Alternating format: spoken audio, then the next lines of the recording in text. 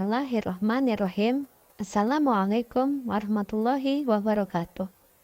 Terima kasih sudah berkunjung ke channel MRAS Islami. Segala puji kita panjatkan untuk Allah Subhanahu wa Ta'ala, Pencipta seluruh alam, serta salawat dan salam kepada junjungan kita Nabi Muhammad Sallallahu Alaihi Wasallam. Allahumma salli ala Sayyidina Muhammad wa ala ali Sayyidina Muhammad. Ini kita membahas tentang keutamaan membaca surah Al-Fatihah. Ada beberapa keutamaan dari surah Al-Fatihah. Setiap umat Islam yang membacanya secara rutin akan mendapatkan pahala kebaikan. Al-Fatihah artinya pembukaan. Surah ini menjadi surah pertama dalam Al-Quran.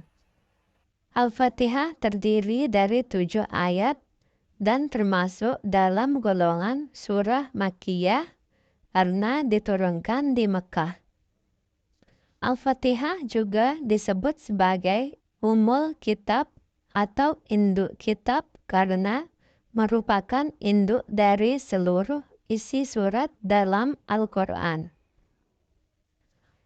Imam Bukhari dalam permulaan kitab tafsir mengatakan bahwa surah ini dinamakan Ummul Kitab karena penulisan dalam mushaf dimulai dengannya dan permulaan bacaan dalam salat dimulai pula dengannya. Menurut pendapat lain, sesungguhnya surah ini dinamakan Ummul Kitab karena semua makna yang terkandung di dalam Al-Quran merujuk kepada apa yang terkandung di dalamnya. Ibnu Jarir mengatakan, orang Arab menanamkan setiap himpunan suatu perkara atau bagian terdepan dari suatu perkara jika mempunyai kelanjutan yang mengikutinya, sebagaimana imam dalam suatu masjid besar dengan istilah Disebutkan sebuah hadis sahih pada Imam Tirmizi dan dinilai sahih olehnya, disebutkan dari Abu Hurairah bahwa Rasulullah Shallallahu Alaihi Wasallam pernah bersabda, Alhamdulillahirabbil alamin adalah Ummul Quran, Ummul Kitab, Sab'ul Masani dan Al-Quran Al-Azim. Dalam sebuah hadis, Rasulullah Shallallahu Alaihi Wasallam bersabda, Allah Ta'ala berfirman, Aku telah membagi sholat, yakni Al-Fatihah, antara aku dengan hambaku setengah, dan hambaku akan mendapatkan sesuatu yang ia minta. Hadis riwayat Muslim. Berikut ini beberapa keutamaan dari surah Al-Fatihah. Yang pertama, surah yang paling agung. Orang yang membaca Al-Fatihah akan mendapatkan balasan pahala yang besar di sisi Allah Subhanahu wa Ta'ala. Terlebih lagi jika ia membacanya dibarengi dengan niatan tulus ikhlas. Selain niat yang ikhlas, kita juga harus mengamalkan setiap makna-makna yang terkandung dalam surat Al-Fatihah. Abu Sa'id bin Al-Mu'alla berkata, Dulu aku pernah sholat, lalu Nabi Shallallahu Alaihi Wasallam memanggilku. Namun aku tak memenuhi panggilan beliau. Aku katakan, Ya Rasulullah, tadi aku sholat. Beliau bersabda, Bukankah Allah berfirman, Penuhilah seruan Allah dan seruan Rasul apabila Rasul menyeru kamu. Kemudian beliau bersabda, Maukah engkau kuajarkan surat yang paling agung dalam Al-Quran sebelum engkau keluar dari masjid? Beliau pun memegang tanganku. Tatkala kami hendak keluar, maka aku katakan, "Ya Rasulullah, sesungguhnya tadi Anda bersabda, aku akan ajarkan kepadamu surah yang paling agung dalam Al-Quran." Beliau bersabda, "Alhamdulillahirabbil alamin." Dia adalah 7 ayat yang berulang-ulang dan Al-Quranul Azim yang diberikan kepadaku. Hadis riwayat Al-Bukhari. Yang kedua, surah terbaik dalam Al-Quran. Ada beberapa surah dalam Al-Quran yang memiliki kelebihan dibandingkan surah yang lain. Kelebihan ini diketahui dari beberapa hadis Rasulullah Shallallahu Alaihi Wasallam yang memerintahkan untuk membacanya, baik setiap hari atau pada saat-saat tertentu. Dalam surah Al-Fatihah mengandung beberapa hal yang sangat penting dalam Islam maupun dalam hubungan yang sifatnya muamalah. Di antaranya meliputi tentang tauhid, sunnah, adab berdoa, keimanan terhadap perkara gaib dan lain sebagainya. Hal ini sebagaimana penuturan sahabat Ibnu Jabir radhiyallahu anhu yang berkata, Rasulullah Shallallahu Alaihi Wasallam bersabda, "Wahai Abdullah bin Jabir, maukah kukabarkan kepadamu tentang sebaik-baik surah di dalam Al-Quran? Bacalah surah Alhamdulillahirabbil alamin sampai engkau menyelesaikannya." Hadis riwayat Ahmad. Yang ketiga, Al-Fatihah adalah Ashabul Matsani. Surah Al-Fatihah merupakan surat Ashabul Matsani, yakni 7 ayat yang diulang-ulang. Allah Subhanahu wa Ta'ala berfirman dalam Al-Quran surah Al-Hijr ayat 87 yang artinya, "Dan sesungguhnya kami telah berikan kepadamu 7 ayat yang dibaca berulang-ulang dan Al-Quran yang agung." Berdasarkan penafsiran Al-Hafiz, ia menyebut ada perbedaan dalam makna Al-Matsani. Dikatakan Al-Matsani karena surah Al-Fatihah diulang pada setiap rakaat. Meski demikian, ada pula yang mengatakan disebut Al-Matsani karena memuji kepada Allah Ta'ala.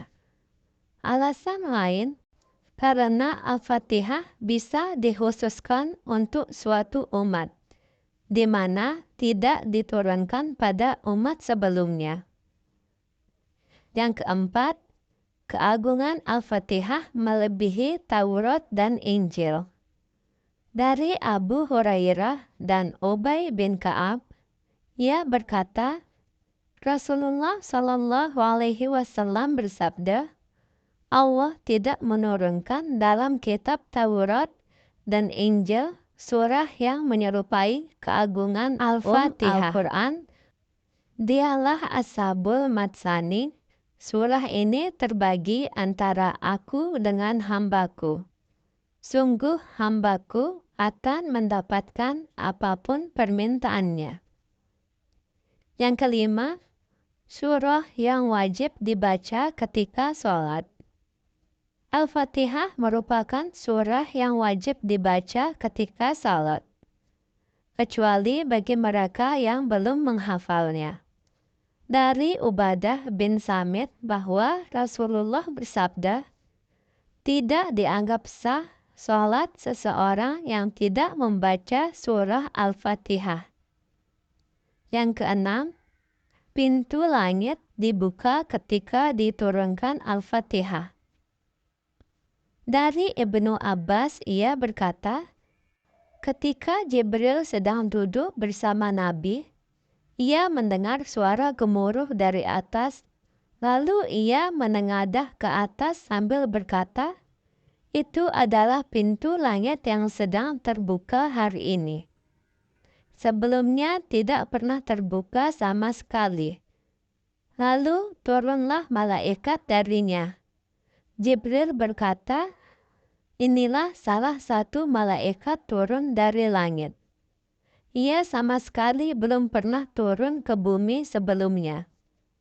Lalu sang malaikat mengucapkan salam, kemudian berkata, bergembiralah wahai Rasulullah dengan 2 cahaya yang akan diberikan kepadamu. Keduanya belum pernah diberikan kepada seorang nabi pun sebelum engkau, yaitu surah Al-Fatihah dan penutup surah Al-Baqarah. Engkau tidak membaca satu huruf pun dari kedua surah tersebut, lalu engkau meminta kepada Allah, kecuali permintaanmu akan dikabulkan. Yang ketujuh, sebagai doa penyembuh penyakit atau ruqyah. Dari Abu Sa'id Al-Khudri, ia berkata, ketika kami melakukan perjalanan jauh, lalu kami singgah di sebuah perkampungan, tiba-tiba datang seorang budak perempuan sambil berkata, tetua kampung kami sedang sakit. Apakah di antara kalian ada yang bisa meruqyah? Lalu salah seorang di antara kami bangkit. Sebelumnya, ia belum memiliki pengalaman mengobati. Ia lalu membacakan bacaan ruqyah padanya hingga tetua kampung tersebut sembuh. Sebagai hadiah, ia diberikan 30 kambing dan kami juga dijamu dengan susu segar. Ketika ia kembali, kami berkata kepadanya, kamu memang bisa meruqyah atau pernah meruqyah? Dia menjawab, saya tidak mengobatinya kecuali dengan bacaan ruqyah surah Al-Fatihah. Kami sarankan padanya agar tidak menceritakan hal ini atau nanti kita tanyakan saja masalah ini kepada Rasulullah tatkala kami tiba di Madinah. Kami menyampaikan hal itu kepada beliau, lalu beliau berkata, siapa yang mengajarimu bahwa Al-Fatihah adalah bagian dari bacaan ruqyah? Kalau begitu, bagi-bagikan hadiahnya. Hadis senada juga diriwayatkan oleh Imam Muslim. Dalam syarahnya terhadap kitab Sahih Muslim, Imam Nawawi menjelaskan, pada hadis tersebut terdapat penegasan bahwa Al-Fatihah merupakan salah satu sarana ruqyah sehingga dianjurkan untuk dibacakan kepada orang yang tersengat hewan berbisa, orang sakit, dan semua orang yang merasakan keluhan tertentu. Dalam hadis ini terdapat penegasan tentang bolehnya mengambil upah dengan bacaan Al-Fatihah dan doa-doa zikir. Hadis ini juga menegaskan bahwasanya hal itu halal dan tidak ada unsur kemakruhannya sama sekali. Demikian pula hukum mengambil upah ketika mengajarkan Al-Quran. Wallahu a'lam bishawab.